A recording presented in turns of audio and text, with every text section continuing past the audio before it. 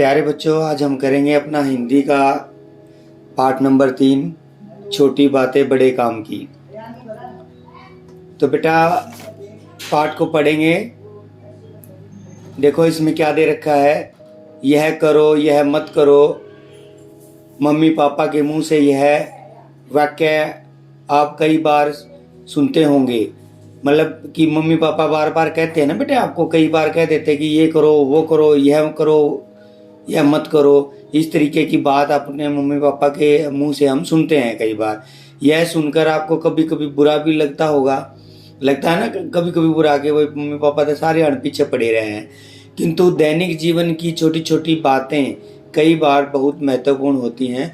बेटा ये जब मम्मी पापा हमें रोकते टोकते हैं तो वो जो छोटी छोटी बातें होती हैं वे हमारे लिए बहुत महत्वपूर्ण होती हैं, बहुत ही महत्वपूर्ण होती हैं, जिनका पालन करना समाज व राष्ट्र के हित के लिए अनिवार्य है।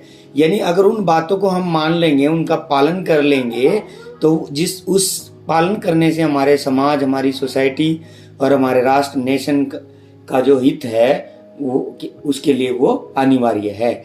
इसलिए ये छोटी छोटी बातें बहुत काम की होती हैं। तो बेटा मम्मी पापा जब भी हमें टोकते हैं, रोकते हैं, ये मत करो वो मत करो, तो वो जो बातें हैं वो बहुत ही काम की होती हैं और उनसे न केवल हमारा भला होता है बल्कि हमारे राष्ट्र का और समाज का भी भला होता है।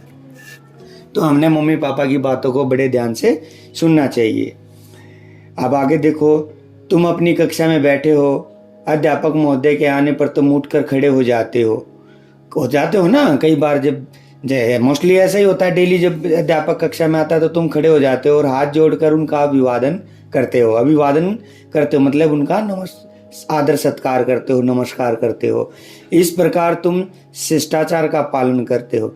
इस प्रकार तुम किसका पालन करते हो? शिष्टाचार यानी सद्व्यवहार, अच्छा व्यवहार करते हो तुम, उनको नमस्कार करके, उनका अभिवादन करके। तरुण बस में बैठकर यात्रा कर रहा है। एक वृद्ध उसी बस में चढ़ा। उस बस में बैठने का कोई स्थान खाली न देकर वृद्ध एक और खड़ा हो गया।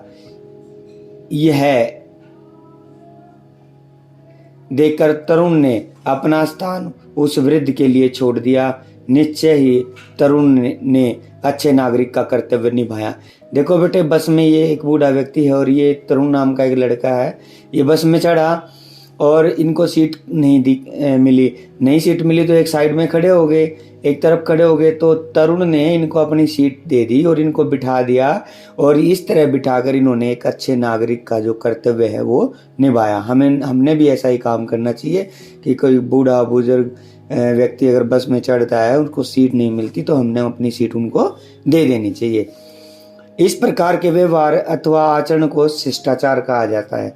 तो इस तरह का जो व्यवहार है और आचरण है बेटे, इसको क्या बोलते हैं? हम शिष्टाचार बोलते हैं।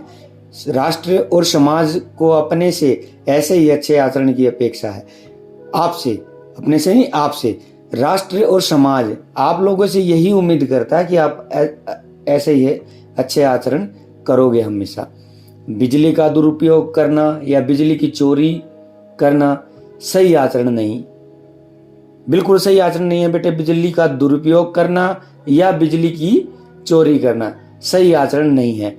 आपकी थोड़ी सी लापरवाही आपके बिजली के बिल को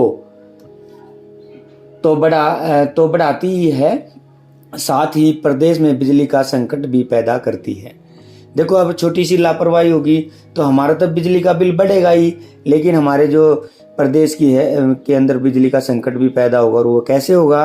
क्या आपने कभी सोचा है कि यदि 100 घरों में एक बल्ब भी व्यर्थ जलता रहे तो 100 बल्बों की बिजली लापरवाही के कारण बेकार चलेगी। अब देखो, एक घर में अगर बल्ब जो है वो व्यर्थ जल रहा है तो 100 बल्ब जो है बेटा वो व्यर्थ जल गए और इससे हमारे प्रदेश में 100 बल्बों की जो बिजली की है वो हानि हुई और बिजली का बिल भी ज़्यादा आया। अब आगे देखो, जब कमरे में कोई न बैठा हो तो पंखे और बत्तियां बंद कर दी जानी चाहिए। देखो बेटे, ये बल्ब जल रहा है, ये पंखा चल रहा है, तो अगर कमरा खाली है, देखो कोई नहीं है ना, तो हमने ये लाइट जो है ना बंद कर देनी चाहिए और पंखा भी ऑफ कर देना चाहिए। अब देखो एक लड़की है, ये साबुन धो रही है कपड़े। सुमन ने हाथ धोए और नल खाली छोड़ दिया। अब देखो मान लो हाथ धोए और नल खाली छोड़ दिया। रमेश ने बर्तन साफ करके रसोई का नल खुला छोड़ दिया। पानी बह रहा है, किसी को नल बंद करने की चिंता नहीं है। इसे अच्छा आचरण नहीं कहा जा सकता। तो देखो बेटे, सुमन ने क्या कहा, नल खुला छोड़ दिया हाथ धोकर, और रमेश ने क्या किया, रसोई में बर्तन साफ करके रसोई का नल खुला छोड़ दिया। तो इससे जो पानी व्यर्थ जो बह रहा है उसे किसी की चिंता नहीं है, किसी को उसकी चिंता नहीं, इसे अच्छा आचरण नहीं कहा जाता। सबको यह आदत डाल लेनी चाहिए कि जब पानी की जरूरत न हो तब नल अच्छी तरह बंद कर दिया जाए। जब बेटे जरूरत नहीं हो तो हमें नल बंद कर देना चाहिए, क्योंकि पानी ही को हमने बचाना चाहिए। पानी अगर नहीं बचेगा तो जीवन नहीं बच पाएगा। वह देखो, कुछ बच्चों ने आधी छुट्टी में खाना खाया और छिलके तथा कागज कूड़ेदान में न डालकर डेस्क के नीचे डाल दिए। अब देखो तुम लोग भी ऐसा ही करते हो, कई बार आधी छुट्टी होती है, घर से कोई पेपर में रोटी वगैरह लपेट के लाए और उसके डेस्क के नीचे डाल देते हो।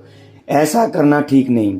कूड़ेदान का प्रयोग करने में अधिक समय नहीं लगता। देखो बेटा कितना समय लगता है, वही चीज अगर पेपर है तो तुम अपने कूड़ेदान में डालो। तो अपना क्लासरूम को साफ सुथरा रखो। आवश्यकता न होने पर बत्तियों और नल बंद करना, कूड़े को सही स्थान पर डालना आदि ऐसी आदतें हैं जिन पर ध्यान देने से आप अपने साथ साथ समाज का भी भला करते हैं। तो देखो बात तो हमारी है, लेकिन हमारे समाज का भी भला होता है। कौन सी बातें हैं कि बत्तियों और नल बंद करना, कूड़े को सही स्थान पर डालना आदि ऐसी बातें हैं जिन पर ध्यान देने से आप अपने साथ साथ समाज का भी भला करते हैं। अच्छे संस्कार बचपन में ही पड़ जाते हैं। संस्कार का मतलब समझते हो बेटे, जो बच्चा आदर सत्कार करता है वो चीजें जो नहीं, किसी का आदर करना, कोई गलत काम ना करना, ये संस्कार बोले जाते हैं और ये बचपन में ही पड़ जाते हैं। अगर तुम बचपन में अच्छी बातें सीखोगे तो आगे भी तुम अच्छे ही रहोगे और बड़े होने पर उनकी आदत बन जाती है। यानी बड़े होकर तुम गलत चीजें नहीं करोगे, गलत आदतें नहीं पकड़ोगे अगर बचपन में तुम अच्छे से पढ़ रहे होगे, समझ रहे होगे सभी चीजों को। इसलिए बचपन से ही अच्छी आदतों को अपनाना चाहिए। समय का पालन करना, बस पर चढ़ते समय धक्का मुक्की न करना, अपने से बड़ों का आदर करना, सभ्य भाषा का प्रयोग करना, स्वच्छता का ध्यान रखना आदि कुछ ऐसी बातें हैं जिन्हें अपना लेने से विद्यार्थी सभ्य नागरिक बन सकते हैं। देखो बेटे, सभ्य का मतलब जेंटल, और जेंटल बच्चा कब बनेगा, जब वो समय का पालन करेगा, बस में चढ़ते समय धक्का मुक्की नहीं करेगा, बड़ों का आदर करेगा और सभ्य भाषा का प्रयोग करेगा। सभ्य भाषा मतलब बिल्कुल साफ सुथरी शुद्ध भाषा में गाली गलौज नहीं करना, उसको सभ्य भाषा बोलते हैं। तो जिन्हें अपना लेने से विद्यार्थी सभ्य नागरिक बन सकते हैं। तो बेटे आज का हमारा ये पाठ तो इतना ही है। इसके कुछ शब्द अर्थ हैं, ये भी साथ में कर लेते हैं, प्रश्न उत्तर फिर अगले उसमें करेंगे। अपेक्षा जैसे आया था ना कि राष्ट्र को आपसे अपेक्षा है, अपेक्षा का मतलब होता है उम्मीद करना। फिर है बेटे अभिवादन, मैंने बताया था अभिवादन का मतलब होता है प्रणाम, नमस्कार करना, जैसे तुम खड़े होकर अभिवादन करते हो। आचरण का मतलब होता है व्यवहार, आचरण का मतलब क्या होता है, व्यवहार जो दिखाई देता है।